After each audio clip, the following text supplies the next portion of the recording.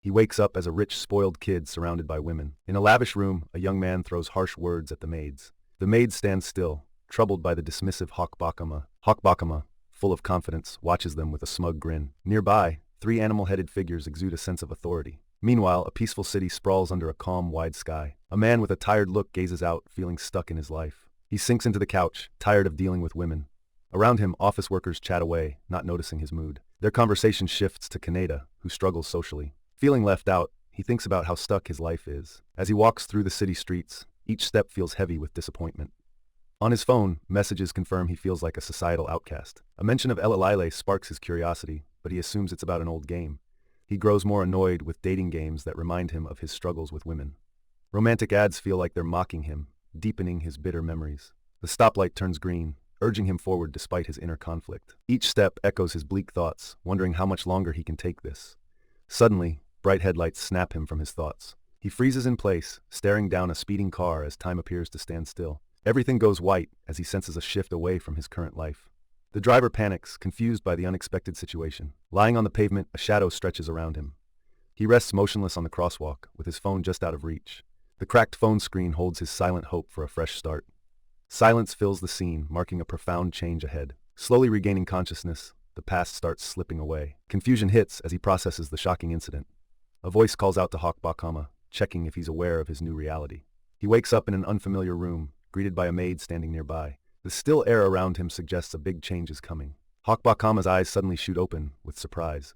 Startled by the maid's presence, he quickly sits up in bed. In a panic, he loses his balance and falls back. As he gains his footing, strange memories begin to surface. The maid suggests he should be careful and take it slow. He anxiously asks what happened to the maid who slapped him. She reveals it's being considered an attempted murder case. Curious, Hawk-Bakama asks who she really is. They share a tense moment, each searching the other's eyes for truth. She turns his question back on him, asking who he is. He thinks about his unclear past and sudden distrust of women. He insists it's just a misunderstanding and asks her to tell the police not to worry. The maid nods, agreeing to inform them of his wishes. Left alone, he contemplates the reality of his new life. A knock on the door interrupts his thoughts. His sister Mary peeks in, worried about him. He feels relieved and wonders how she snuck past the maids.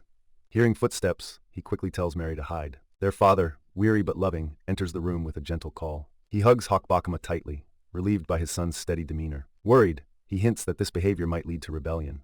Trying to stay supportive, he suggests they talk more later. Once their father leaves, Hawk-Bakama lets Mary out of her hiding spot. Mary steps in, commenting on the changes she's heard about him. Reflecting on his past, he feels embarrassed by his previous actions. He shares with Mary his desire to become a better person.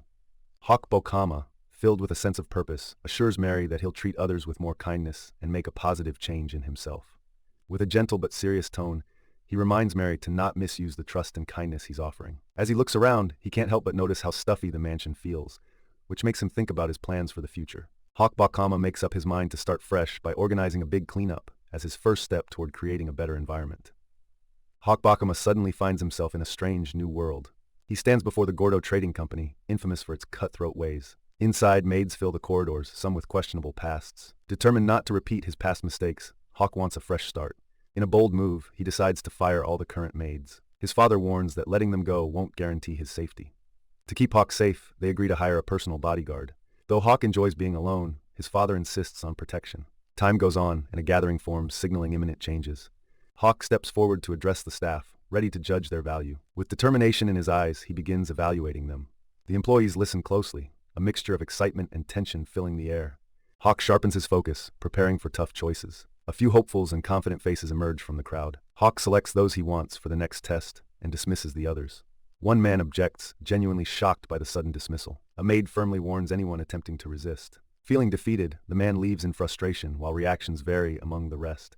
Hawk explains calmly that this decision streamlines the process. As the crowd thins out, one man stays behind, thinking of what to do next. Hawk-Bakama reviews the situation, ready to make his next move. He considers his options: Hibiscus with her sword talents, Olive the ex-mercenary, and Basil, who has experience with heavy work. The chosen candidates walk down a hallway, feeling the electricity in the moment. Moving further into the mansion, they are surrounded by luxury. Among the recruits, a blend of excitement and curiosity about their new jobs stirs. Hibiscus feels eagerness mixed with a touch of nerves. Hawk-Bakama invites them to dine, emphasizing the need for proper conduct as an heir. Taken aback by the lavish meal, the recruits silently vow to make a strong impression. They eagerly begin their meal, each bite a reminder of the future benefits at stake. As they eat, their excitement grows and conversations fill the room. Hawk suddenly pauses, announcing the next challenge they must face. The candidates perk up, a mix of nerves and focus showing on their faces. Transitioning from the dining room, they move to a grand office, ready for evaluation. Hawk chooses Olive and Basil for their expertise, making them part of his team. Unexpectedly, one candidate is not selected, leaving her bewildered. She begs earnestly, explaining her sister's serious health issues. Her tale of courage and commitment feels like it came from a storybook hero. But it's this very tale that gives Hawk a pause, uncertain about hiring her. He thinks hard about what this decision could mean for everyone involved. Overcome by compassion, Hawk changes his mind and offers her a job. Hawk strides along with his escorts, signaling a change in the way things run at home. He wears a contented smile, feeling either relief or satisfaction. Noticing Hawk's calm look, an escort asks if something good just happened. Hawk thinks about letting the new staff take care of things and trusts his sister to manage well. With fewer people around, he enjoys a newfound sense of peace. Mint arrives from the Royal Academy College, introducing herself as a new addition to his life. In their world, everyone has a special type of magic they're naturally good at. Eager to master dark magic, Hawk seeks a private tutor to guide him. A teacup sits quietly on the table as they pause before continuing their conversation. Mint and Hawk sit with escorts in a formal setup, hinting that something important is about to be discussed. Hawk focuses on getting help from the only dark magic tutor available, not worried about her past. Mint, curious, asks about Hawk's parents and why they're not there. Hawk says his dad's always busy, so he's in charge of his own learning. Mint confidently reassures him that she'll teach him and agrees to the plan. They make plans to sort out the teaching contract. Hawk introduces himself warmly, eager to learn from Mint. The group heads outside, marking the start of his new learning journey. Mint explains the basics of magic, focusing on drawing mana from the elements. She talks about her skills in wind and dark magic, explaining how magic works here. Mint gets ready to show her magic, calling upon the wind. Her spell gently lifts Hawk off the ground, catching him by surprise. He floats steadily, surrounded by a swirling breeze. Hawk feels amazed and excited as the gentle wind holds him up. Mint teaches the basics of spellcasting to help him invoke magic. She suggests starting with simple two-word spells for practice. Mint shares her old dark magic reference book with Hawk. Together, they agree on exploring dark magic and set their learning goals. Mint firmly warns Hawk never to practice magic by himself. Hawk vows to handle magic carefully, knowing the dangers ahead. Nearby, a figure promises to step in if things go sideways, adding a layer of safety. Eager to practice, Hawk agrees to refine his magic control after class, as the tutor warns of chaos from errant spells. Hawk insists on covering any extra expenses, showing his commitment to mastering magic. The scene shifts to the stables, where horses stand ready for their riders. Riding alongside his escorts, Hawk feels the thrill of the open road. Conversation shifts to Hawk's need for physical training, with a reminder of the risks. Confidently, Hawk mentions using magic to handle any betrayal, showing his trust in his powers. Aware of potential deception, Hawk values the support, but stays cautious. One escort expresses loyalty, grateful for the life Hawk's service provides. They share a laugh, solidifying their shared mission of safety and protection. Back home, a maid tells a surprised Hawk that Miss Sunny Goldberg has arrived. Hawk asks the maid to have her wait, wondering who Miss Sunny Goldberg is, as his escort curiously asks about this Goldberg. Hawk mumbles about her possibly being his fiancée. A young girl is pushed hard, losing grip of her watering can, while a boy stands over her, looking proud of himself. Hawk brushes her off, talking about a future full of mistresses, telling her to stick to her attic room. Feeling alone, Sunny stands by the window as she senses Hawk getting closer. Hawk greets Sunny, mentioning their shared past with a calm demeanor. Sunny doesn't say much, but her face shows she's holding back her feelings. With a bit of hesitation, Sunny acknowledges Hawk, who claims he's still the true heir with a new perspective. Sunny Goldberg, the Baron's daughter, stands beside Hawk as his 8-year-old fiancé, sharing the weight of their future together. Hawk's father is eager for nobility, seeing Hawk's marriage as a smart move to boost their trading power. Sunny is stuck in society's expectations, forced to mask her disdain for Hawk while wishing to protect her family's future. Hawk dismisses Sunny's visit, assuming she's let down by him, while she objects to his assumptions. Hawk suggests she's just here on her dad's orders, offering to write a letter for her to go back. Sunny shyly hands Hawk some handmade potpourri, hoping he'll appreciate it. Hawk takes the potpourri, noting it's thoughtful, though he doesn't show much warmth. A carriage waits outside to take Sunny back home. Hawk watches from the window as the carriage leaves, lost in his own thoughts. He thinks about the trouble of having a fiancée when he never planned to marry. Hawk wonders if his dad's ambitions are worth the hassle of this political match. As he considers his new life, Hawk doubts if his challenges can be fixed like in fairy tales.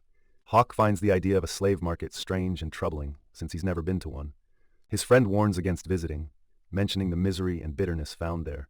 Hawk wonders if the Gordo Trading Company avoids getting involved in slave deals. He thinks about how nobility looks down on slavery, driven by his father's goals. Hawk's friend, Basil, is given the choice to stay behind.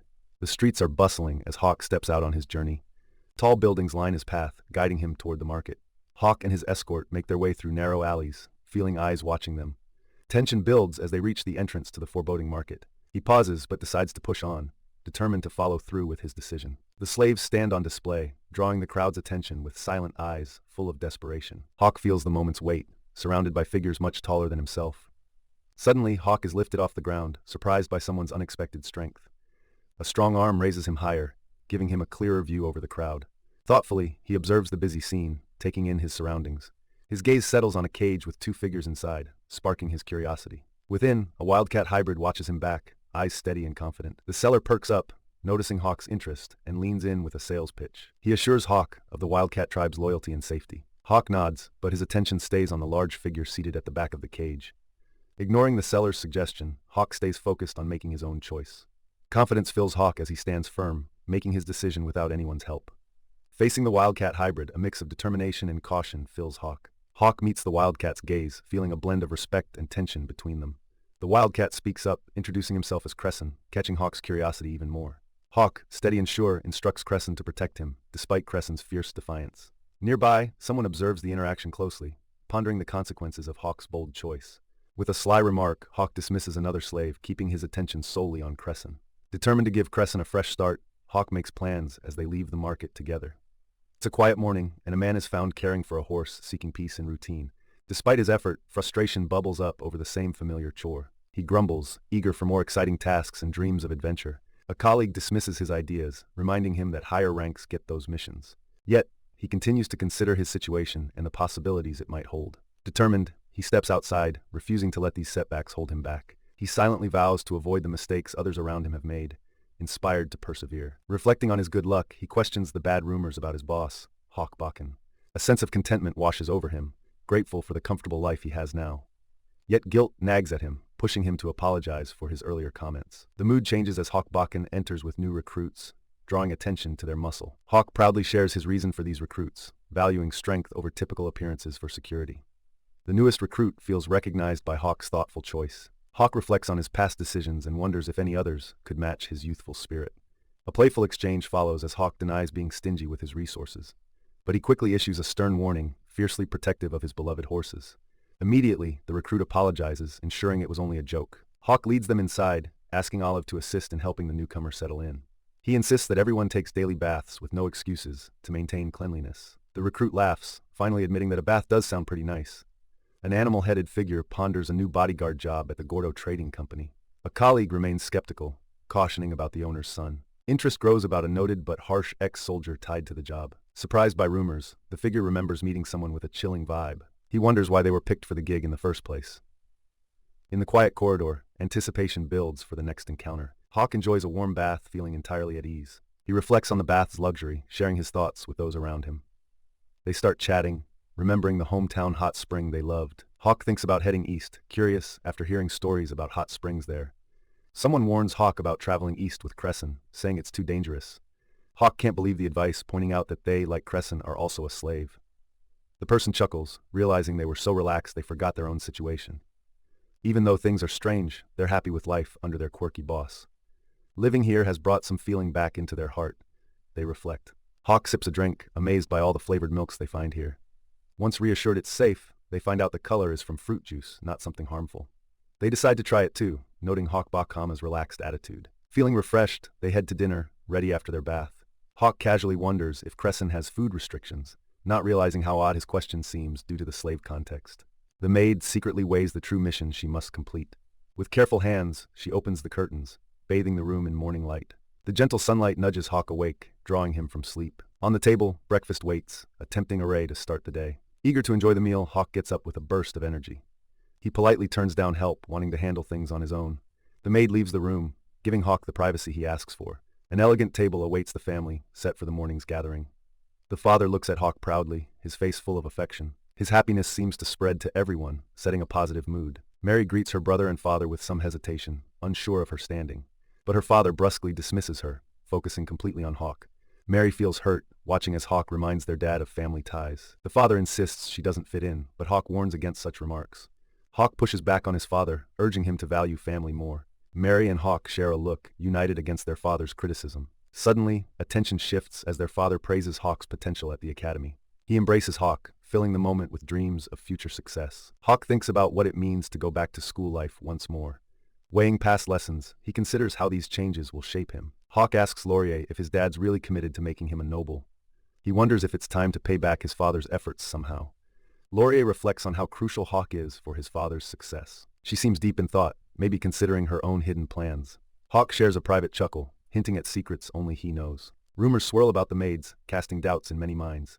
The head maid vows to serve well, despite her personal conflicts.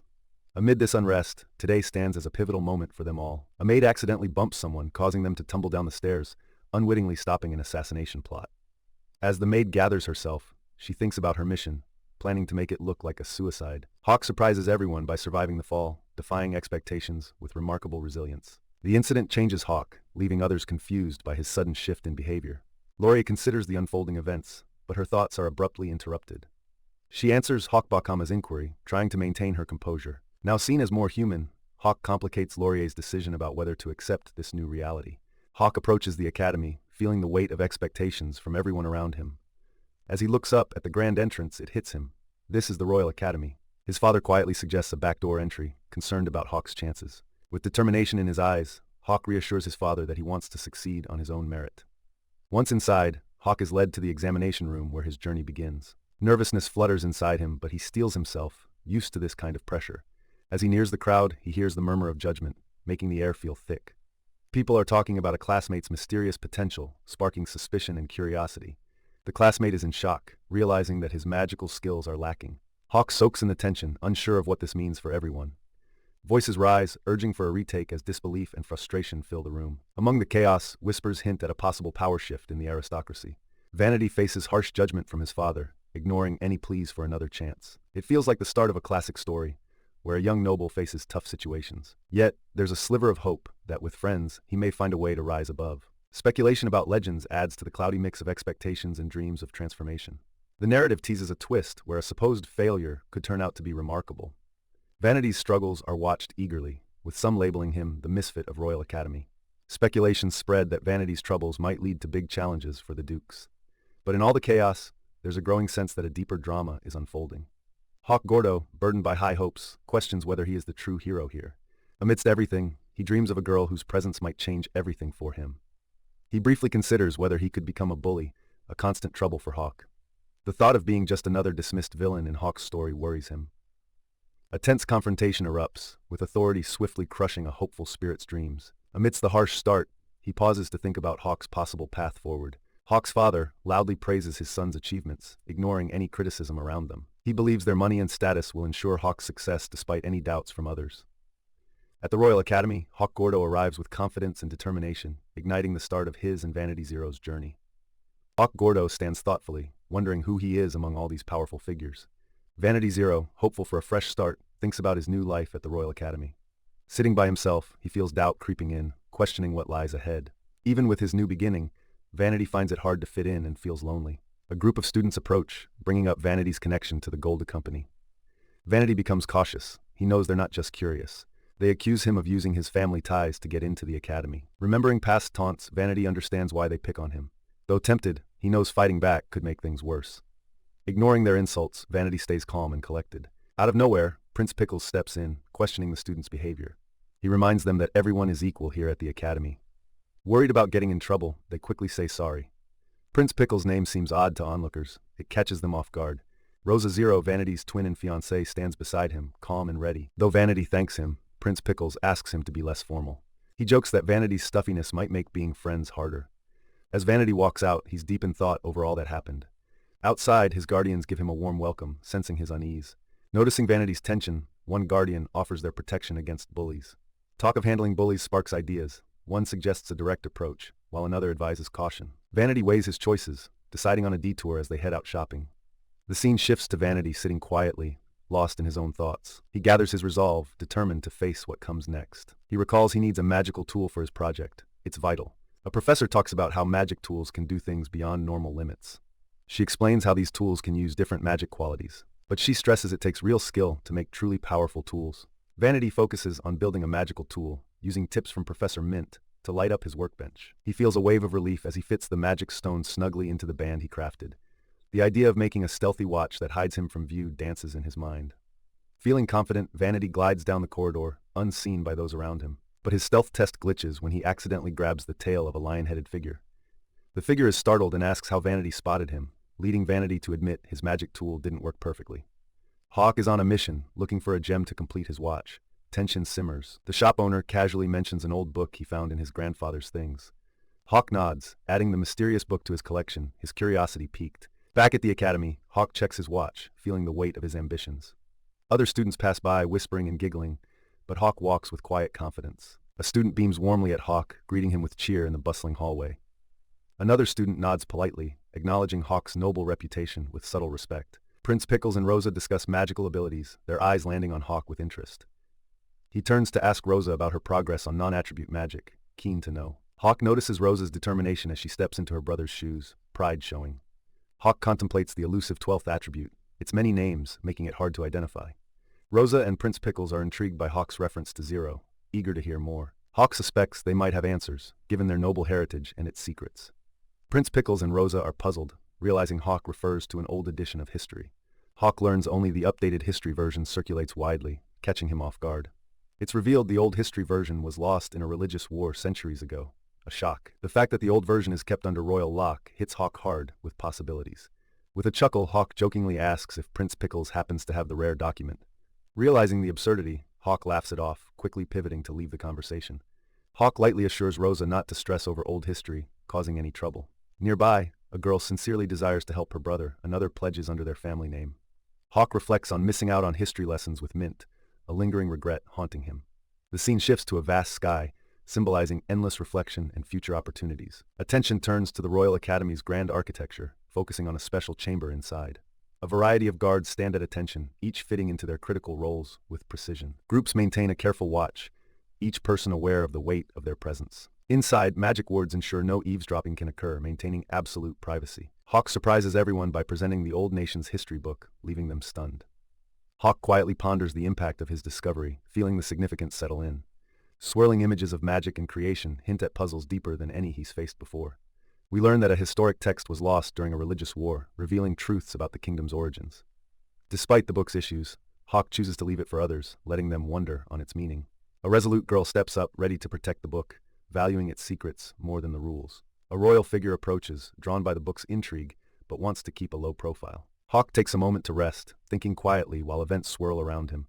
Two figures notice how tired Hawk seems, suggesting he might be hiding something. Feeling eyes on him, Hawk starts to sense both watchers and allies, making him uneasy. Though alliances could help, Hawk feels more nervous as he thinks about what lies ahead. A funny moment breaks the tension when Hawk grabs a tail by mistake, surprising its owner. Trying to laugh it off, Hawk admits the day has thrown plenty of unexpected events his way.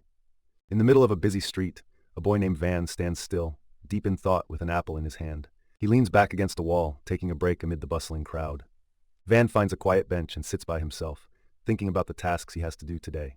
Just then, a familiar voice breaks the silence, casually saying, "Yo, Van-kun." Van looks up, surprised but happy, greeting his friend with a warm smile. Jokingly, the friend warns Van to keep hold of his bag to avoid leaving it behind.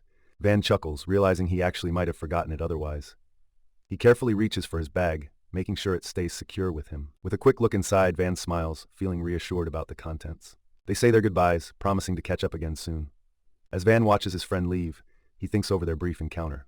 Nearby, an animal-headed figure stands, silent and imposing. A child approaches the figure, confirming a small task. Hawk Gordo listens, puzzled by the mention of teamwork. A girl asks Hawk to help her brother, who was kicked out of school.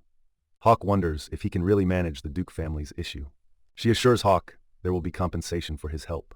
Her determined expression shows how much this means to her. She mentions her new interest in jewelry and art. Hawk realizes she's planning to secretly move money through her company. She explains her brother lost his status, and now their family lives simply. The girl seeks a discreet partner since her father's men are vigilant. Hawk reluctantly agrees to discuss the situation and seek approval. Despite his doubts, Hawk links up with the Duke's family. The plan involves using the trading company to build connections with nobility. His father endorses the strategy but warns of the risks involved. He praises Hawk's cleverness and readiness for what's ahead. His father reminds him of the dangers of dealing with nobles and advises caution. Hawk's father pledges to protect him no matter what, promising they'll stick together, even if they have to run. Hawk sits quietly, an apple in hand, lost in thought about his dad's promise. Looking back on his old life, he realizes he never truly thought about his parents before, feeling a new weight in his heart. With fresh resolve, he hands an apple to Crescent, marking the start of a different path. A gentle smile spreads across his face, quietly full of gratitude for what he has now. As he walks beside Crescent, he silently thanks his dad for the advice that brought him here. In the dark of night, someone calls upon shadows to protect their home. A shimmering barrier surrounds the place, promising safety. Hawk, admiring his handiwork, finds magic's ease remarkable. A woman apologizes for the disruption, thankful for her daughter's support. A young boy, resolute, gears up for another tough training session. He insists on more practice, earning his partner's respect. People watch, noticing the boy's unwavering enthusiasm. Van, once a noble, now trains earnestly while living quietly with his mom. Though not like others in magic, his unique traits make him stand out. Van's unusual ability lets him cancel any magic that comes his way. As others enjoy magic's comforts, he alone stops its attacks, which sets him apart. Van sees that mastering magic without attributes could still be worthwhile.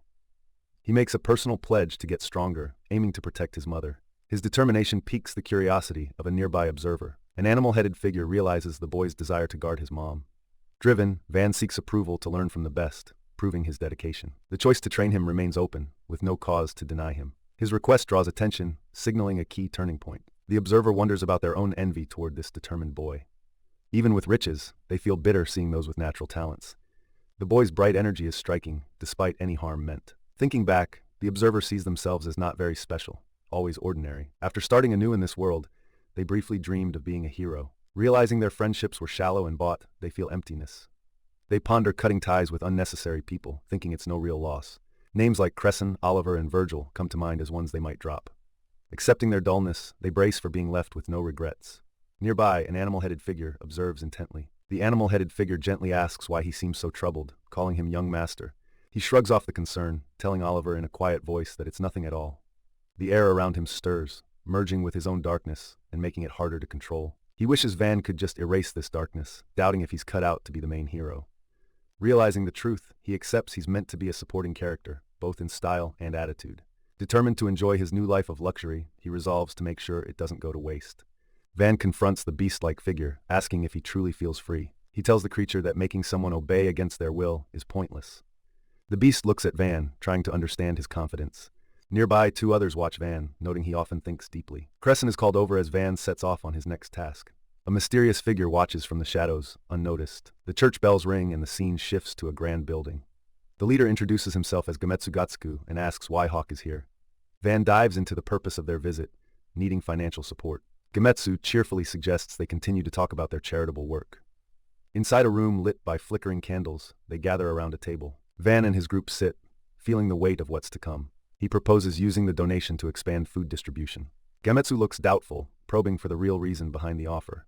Van sweetens the deal with a private offer, increasing the total donation. Gametsu thinks it over, considering what accepting might mean. Van pushes the conversation further, hinting at possible downsides. He asks Gametsu to make a decision, pressing for a promise. A heavy silence fills the room, everyone waiting for Gametsu's answer. Gametsu stands firm, looking carefully at each of them. He finally accepts the offer, and Van hands over a contract. As Gametsu picks up the quill to sign, he starts to question. Van warns him that the contract involves dark magic, cautioning about breaking it. Annoyed, Gametsu tells Van not to take their faith lightly. Van boldly questions if religious conflicts aren't just driven by personal motives. He suggests they put aside differences for mutual benefit, easing the tension. Gametsu grumbles but agrees to proceed, signing the contract. Van watches as Gametsu sets down the pen, their agreement now official. Gametsu doesn't hide his doubts, wondering what Van's really after once the deal is through. Van promises to play fair, laying out the plan for donations as they wrap things up. It ends with tense smiles, Van insisting he won't disturb the peace they've made. Van steps outside, the quiet evening sky mirroring the heavy mood from their meeting. As he walks back to the grand estate, you can see Van is lost in his thoughts. Virgil, who knows Van well, greets him and is curious about Van's quick return. Van brushes off questions about his somber mood, asking instead about Laurier's whereabouts. Virgil praises Van's new friend, hinting the kid shows real promise. Van suggests Virgil meet the kid himself, keeping his own feelings in check. He walks silently down a different hall, each step echoing softly. Laurier, the headmaid, greets Van warmly, though he stays reserved. Their brief chat leaves Van momentarily grateful, but he keeps his distance. Van tells Laurier she only needs to focus on serving the family, not him. Laurier is taken aback by his kindness, especially given what he knows. He assures her that there's no reason to let a great maid go. Van asks for a warm drink, and Laurier offers hot milk. Two animal-headed figures notice Van and suggest they continue their shogi game. Van turns them down, recommending they ask others and skipping the standby duty. His clothes are hung neatly as he prepares for some much-needed rest. Lying in bed, Van feels the weight of the day's events pressing down on him. Whispering softly, Van draws on his inner strength to face his inner struggles. He promises himself he'll bury his insecurities and hurt deep down inside. There's a big argument, with Vanity's dad yelling about how he's disgraced the family, and everyone else just stands there watching. Vanity feels the weight of his dad's words as he learns he's lost his family's name because he can't use magic. He remembers how his friends and the good parts of his old life slipped away, adjusting to the tough life of a commoner sinking in. Though things are hard, Vanity feels comfort with his sister Rosa and her fiancé Pickles, who still stand by him. Hawk, a merchant's son, steps up in Vanity's new world, offering medicine and protection. He suggests Vanity seek knowledge to clear up misunderstandings and grow stronger. He points out that people's fear of Vanity's magic is a chance to flip things into a positive. In training, Vanity loses concentration and takes a painful hit, though it's not severe. Vanity reassures his training partner that he's okay and prepares to keep going. Even with Hawk offering support, Vanity stays determined after the slip-up. Van agrees to put on disinfectant even though it stings, knowing he can't ignore infections. He's reminded that without magic to heal, he's more at risk than others. Walking with Hawk, he's told that Rosa wouldn't be happy if Van got hurt. They step into a room where Rosa is waiting, looking worried. Rosa spots the blood and immediately asks Van to clean his wound. Van promises to take care of it, seeing his mom's concern as a blessing. He grits his teeth as he pours water over his wound, but keeps at it. Thinking back on his dreams, Van realizes helping Rosa is a goal worth chasing. Hawk talks about the good it would do for Rosa if Van succeeds, which motivates him more.